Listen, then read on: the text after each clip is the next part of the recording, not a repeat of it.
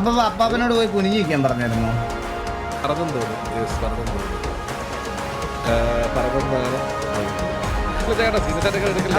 Current വരുമ്പോ പറയടാ, അങ്ങോട്ട് കുനിഞ്ഞിരിക്കാ.